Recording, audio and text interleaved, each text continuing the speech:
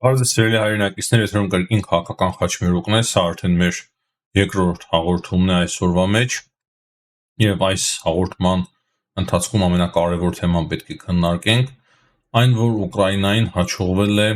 հարձակում իրականացնել Ղրիմի կամրջի վրա, շատ թարմ տեղեկատվություն է, բայց մենք այս հարցից բացի անդրադառնալու ենք ելի մի շարք կարևոր հարցերի, այդ շարքում նաև անդրադառնալու ենք Հայաստանին վերաբերող կարևոր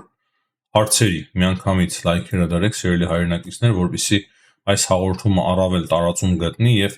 սկսենք ամենակարևոր top թեմայից եւ դա այն է, որ Ուկրաինան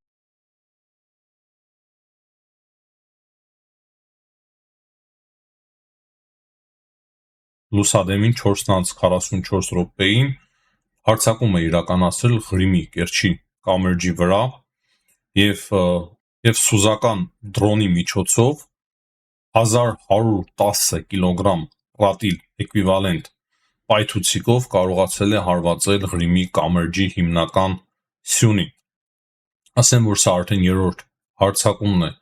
Ուկրաինայի կողմից Ղրիմի կամրջի ուղղությամբ, մի քանի ամիսների ընթացքում այս գործողությունը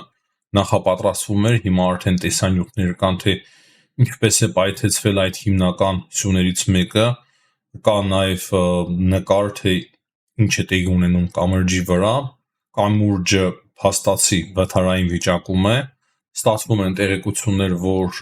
երթևեկությունը կամրջի վրայով դադարեցվել է, բայց ընդհանուր առմամբ դեռևս այս պահի դրությամբ ռուսական կողմը չի հաստատում, որ կամուրջը պայթեցվել է, չնայած նրա, որ Ուկրաինան ներկայացնում է հստակ կադրեր, տեսանյութեր, թե ինչպես է պայթեցվել Ղրիմի կամրջի հիմնական սյունը, եւ դրանից բացի մենք նաեւ ստանում ենք այն տեղեկությունը, որ ժամանակավորապես դադարեցվել է երթևեկությունը կամրջի վրայով։ Դրանից բացի Ուկրաինան հրապարակում է այնպիսի նաեւ կադրեր, որտեղ որ երևում են, թե ինչպիսի դրոն է օգտագործվել, բավականին մեծ երկար պայթուցիկով դրոն է եղել այն եւ փաստացի պայթյունը տեղի ունեցել ջրի տակ։ Կան տեղեկություններ, որ նաև օդային հարվածի է ենթարկվել Ղրիմի կամուրջը, բայց այս պահի դրությամբ ես դեռևս չտեսա դա հաստատող որևիցե փաստ, հնարավոր է նման բան տեղի ունեցել է, հնարավոր է ոչ, բայց այս պահի դրությամբ կրկնեմ, որ օդից հարվածի մասին տեղեկությունները դեռևս կարծես թե չեն հաստատվում, կարող է մի քիչ ուշ դրանք հաստատվեն, բայց կամուրջը արդեն ըստ ուկրաինական հատուկ ծառայությունների բավականին լուրջ վթարային վիճակում է գտնվում այս պահին։ Դա կարևոր է նշել, որ մի քանի օրերի ընթացքում ուկրաինական հատուկ ծառայությունների շատ լուրջ փայլուն օպերացիաների շարունակությունն է, գիտեք թե ինչ տեղի ունեցավ ընդամենը 2 օր առաջ, երբ որ բազմաթիվ դրոներ կարողացան Ռուսաստանի խորքում ակտիվացվել այդ տրայլերների միջից եւ հարված հասցնել Ռուսաստանի ստրատեգիական ավիացիային, օդուժին։ Երբիթե կրկնվել չարժե այս մասով, բայց սա շատ հետաքրքիր է այն առումով, որ ընդամենը 2 օրվա մեջ շատ լուրջ 2 հատուկ գործողություն է փաստացի կարողացել իրականացնել Ուկրաինան։ Հետաքրքիրը այն է, որ Ռուսաստանի նախին նախագահ Դիմիտրի Մեդվեդևն էր հայտարարությամբ հանդես եկել, հավանաբար Ղրիմի կամրջի պայթյունից հետո տեղեկությունը իրեն շատ շուտ էր հասել, բայց հələ որ ոչ ոք տեղյակ չէր, եւ ինքը ասում է, որ ով որ հարկն է որ պայթեցվեն, նրանք կպայթեցվեն, կոչնչացվեն, այդ նեոնացիստները եւ բանակցությունները պետք են Ռուսաստանի Դաշնությանը նրա համար, որ իրենք կարողանան իրենց գործողությունը ավարտին հասցնել։ Ես ուղիղ չեմ ցիտում, ընդհանուր միտքն եմ ասում, թե ինչ ասել Մեդվեդևը, բայց այդ հայտարարությունից երևում է, որ ինքը նաև տեղեկացված էր, թե ինչ է տեղի ունեցել կամրջի վրա, այսինքն անդրադառնում էր երևի թե կամրջի պայթյունին եւ թե այդ ավիացիայի վրա դրոնային հարձակումին։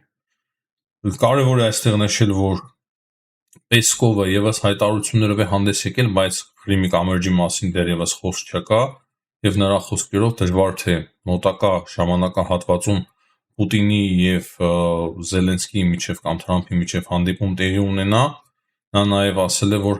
մեմորանդումը փոխանցվել է Ուկրաինային, Ուկրաինան տեղյակ է իրենց պահանջներից, եւ նաև ասել է, որ կարող է ինչ-որ որոշ հարցերի շուրջ Ռուսաստանը զիջումների գնա, բայց դա, հստակ ասեմ, իմ կարծիքով արվում է նրա համար, որպեսզի ավելի ու ավելի երկարաձգեն այս պատերազմը, այսինքն բանակցությունների իմիտացիան հատուկ նպատակ ունի Ռուսաստանի համար երկարաձգել եւ շարունակել հարձակում իրականացնել Ուկրաինայի ուղղությամբ, փորձելով գրավել Ուկրաինայից նոր տարածքներ։ Մեկ այլ հետաքրքիր տեղեկություն կա Ուկրաինայի մասով, այս անգամ Ուկրաինան ավարտենք, հետո Հայաստանին վերաբերող հարցերին անդրադառնանք, այս անգամ այսպես ստացվեց։ Ուրեմն Ուկրաինան 25 թվականին պատրաստվում է արտադրել ընդհանուր առմամբ 2.5 միլիոն դրոն։ Պատկերացնում եք, չէ՞, ինչ մեծ ծավալ է, ինչ մեծ թվի մասին է խոսքը։ Դա 2.5 անգամ ավելի է, քան 2024 թվականին։ 2.5 միլիոն դրոն իրոք տպավորիչ շատ մեծ քանակ է, դրանց բացի եթե հաշվի առնենք այն, որ այդ դրոնները նաև կատարելագործվում են նորագույն տեխնոլոգիաներով, դրանց հեռահարությունն է ավելանում, դրանց պայթուցիկների բարձրացնելու հնարավորությունն է ավելացում, իրենց այլ թռիչքային հնարավորություններն են ավելի կատարելագործում, որպեսզի հոպ ավելի դժվար կարողանա խոցել, բավականին հետաքրքիր իրավիճակի այս առումով, այսինքն դրոնային կարելի ասել գերտերության է վերածվում Ուկրաինան եւ դա շատ հետաքրքիր պատկեր է ստեղծում նաև ամբողջ ռազմաճակատի մասով եւ հստակ ազդում է ռազմաճակատի վրա։ Վաշինգտոնից հետաքրքիր հայտարարություններ են լսվում այս պահին, երբ որ հաջողություն չկա Ուկրաինայի եւ Ռուսաստանի միջև եւ Թրամփի թիմակիցները ասում են, որ Թրամփը արդեն կորցրել է համբերությունը, ընդհանուր առմամբ շատ զայրացած է, որ հաջողություն չկա բանակցային գործընթացից եւ հանրապետական Թրամփը ընդհանուր առմամբ այդքան էլ համբերատար մարդ չէ, այսինքն Թրամփը հստակ ամեն ձևով հասկացնել է տալիս, որ զզվել է ռուս-ուկրաինական պատերազմից, ես նույնիսկ ասեմ, որ չեմ բացառում, որ Ամերիկայի Միացյալ Նահանգները եւ Ամերիկայի Միացյալ Նահանգների հատուկ ծառայությունները հստակ տեղեկացված են այդ երկու գործողություններից, ոչ թե չեմ բացառում, նույնիսկ կարող եմ համոզված լինել, ինչքան էլ Ամերիկայի Միացյալ Նահանգները դա հերքեն, դա միանշանակ է եւ սա երևի թե պատասխան է Վլադիմիր Պուտինին, քանի որ Վլադիմիր Պուտինը չի գնում պատերազմի դադարեցման, դրա համար այսպիսի բաներ են տեղի ունենում եւ կարծում եմ դեռ շատ կարող է նման բաներ տեղի ունենալ։ Հիմա անդրադառնանք Հայաստանին վերաբերող հարցերի, բայց եթե թարմ նորություններ լինեն Ղրիմի կամրջի վերաբերյալ, անպայման մենք կվերադառնանք այս հարցի քննարկմանը։ Երեք հետաքրքիր հանդիպում է ունեցել վրացական եւ հայկական կողմերի միջև, խոսքը խորհրդարանի ղեկավարների հանդիպման մասին է, Շալվա Պապուաշվիլիի եւ Ալեն Սիմոնյանի ոչ ֆորմալ հանդիպում է տեղի ունեցել Կախեթիում։ Թել Ավիվում տեղի ունեցած այդ հանդիպումը հետաքրքիր է եղել այն առումով, որ կողմերը քննարկել են խորհրդարանական համագործակցությունը երկու երկրների միջև, ռեգիոնալ հարցեր են քննարկել, ինչպես նաև տրանսպորտային հնարավորությունները եւ այդ տրանսպորտային հնարավորությունների կորիդորների հարցն են քննարկել փաստացի եւ իմ պատկերացմամբ, չնայած որ այստեղ կոնյակի սպիրտի մասին որևիցե խոսք չկա, երբ թե հիմնական հարցերից մեկը նաև եղել է այդ կոնյակի սպիրտին վերաբերվող հարցը, քանի որ տրանսպորտային միջանցքներին վերաբերվող հարցերը քննարկելիս միջանցք ասելով իմ չայլոց ասում որ երբ որ երկրները քննարկում են տրանսպորտային միջանցք հարցը, դա չի վերաբերվում Սյունիքի միջանցքին, միջանցք ասելով էքստերիտորիալ միջանցքի նկատի ունի Ադրբեջանը, իսկ այսպիսի հանդիպումների ընթացքում Հայաստան, Վրաստան կամ նորմալ հակակիրթ երկրների միջև միջանցք ասվում է ուղղակի տրանսպորտային ծրագրերին, կոմունիկացիաներին, որոնք որ արտատարածքային միջանց չեն, սա շատ կարևոր է նշել։ Եվ վերջում կարևոր է նշել, որ հաղորդագրության վերջում մենք տեսնում ենք, որ Վրաստանի խորհրդարանի ղեկավար Շալվա Պապուաշվիլին ողջունել է Հայաստանի ջանքերը Եվրամիության հետ երկխոսության ակտիվացման մասով, նա նաև առաջարկել է կիսվել վրացական փորձով այդ առումով։ Եթե անկեղծ լինենք, Վրաստանը այս 10-15 տարիների ընթացքում մի քիչ էլ կարող է ավել, այսինքն այդ գործընթացը վաղուց էր սկսվել, բավականին լուրջ փորձ է ձեռք բերել Եվրամիության օրենսդրության համապատասխանեցնելու առումով երկրի պետական համակարգը, խոսքը վերջին այս ամիսների մասին չէ, որտեղ որ հարաբերությունները գիտեք բարդացել են Եվրամիության եւ Վրաստանի միջև, խոսքը կոնկրետ պետական համակարգի տարբեր նախարարությունների օրենսդրության համապատասխանության մասին է եվրոպական չափանիշներին, որը որ Վրաստանը իրականացրել է բավականին լուրջ ձևով եւ իրոք ես կարծում եմ որ վրացական փորձը կարող է օգտակար լինել Հայաստանին այդ առումով, ինչ որ միտեղ կարող ենք օգտվել նաեւ վրացական փորձից, ինչու՞ չէ, այս մասին իմ չայլոց ես շատ եմ խոսել, եթե հիշում եք, ասել եմ որ Վրաստանը բավականին լուրջ աշխատանք ունի արած այս առումով եւ իրոք Հայաստանը կարող է օգտվել այդ փորձից։ Եվ մեկ կարևոր տեղեկություն եւս Ամերիկայի Միացյալ Նահանգների դեսպանը Հայաստանում Քրիստինե Քվինը կարևոր հայտարարությամբ է հանդես եկել, դա վերաբերվում է Մեծամորի ԱԵԿ-ին, խոսքը նրա մասին է, որ 3.4 միլիոն դոլարանոց տրենաժոր է բացվել ԱԵԿ-ում, որը որ ավելացնելու է անվտանգությունը հայկական ԱԵԿ-ի եւ ըստ դեսպանի դա արդյունք է Ամերիկայի Միացյալ Նահանգների եւ Հայաստանի միջև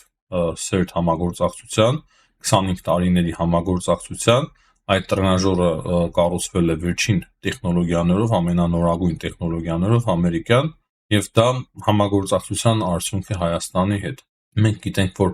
Հայաստանը հետաքրքրված էր ամերիկյան նորագույն տեխնոլոգիաներով, նաեւ հետաքրքրված էր նրանով, որ անվտանգության առումով եւս Մեծամորի ատոմակայանի անվտանգությունը ավելացվի եւ երևի կոնկրետ հենց դրա մասին է, բայց բնականաբար ինձ դժվար է հասկանալ, թե կոնկրետ ինչ տրենաժորի մասին է խոսքը, ինչի բացում է իրականացվել, ուղղակի մենք հասկանում ենք, որ Ամերիկայի Միացյալ Նահանգների հետ շատ սերտ եւ լուրջ համագործակցություն է ծավալվում այդ ոլորտում, ինչը բնականաբար շատ ու շատ ողջունելի է։ Նաեւ գիտենք մոդուլային ատոմային կայանների ծրագիր կա Ամերիկայի Միացյալ Նահանգների հետ, կարծես թե Ամերիկայի Միացյալ Նահանգներին են հիմա տալիս առավելությունը այդ հարցում, ինչը բնականաբար շատ ողջունելի է, մենք էլ ենք այս մասին բազմիցս խոսել, բայց սա երևի ինչ որ ուրիշ ծրագիր է, բայց սա ուրիշ, որքան հասկանում եմ, եւ շատ կարեւոր ծրագիր է։ Եվ վերջում սիրելի հայրենակիցներ, անդրադառնամ Թրամփի հայտարարությանը Իրանի մասով եւ Թրամփը ասում է, որ Ամերիկայի Միացյալ Նահանգները չեն թույլ տա Իրանին որևիցե ձևով հարստացնել ուրան եւ այս հայտարարությունը բավականին արդեն լուրջ մտահոգություններ է առաջացնում։ Կան փաստացի հրշուկներ եւ տեղեկություններ եւ դրանք ավելի ու ավելի հաստատուն են դառնում, որ կարծես թե բանակցությունները Իրանի եւ Ամերիկայի Միացյալ Նահանգների միջև մտնում են փակուղի, բայց ամեն դեպքում ես հələ որ լավատես եմ, կարծում եմ նոր հանդիպում, նոր բանակցություններ տեղի կունենան Ամերիկայի Միացյալ Նահանգների եւ Իրանի միջև եւ մենք արդեն հստակ կկարողանանք ասել, թե բանակցությունները փակվում են, թե չէ։ Այս պահի դրությամբ այսքանը, սիրելի հայրենակիցներ, հիշեցնեմ կրկին լայքերի համար, բաժանորդագրվեք, եթե մինչև հիմա չեք բաժանորդագրվել մեր ալիքին, կարող եք կիսվել նաև մեր այս հաղորդմամբ ձեր սոցիալական ցանցերում, կարող եք գրել ձեր կարծիքը, ձեր մեկնաբանությունները, հաջողություն եմ մաղթում բոլորին, կհանդիպենք։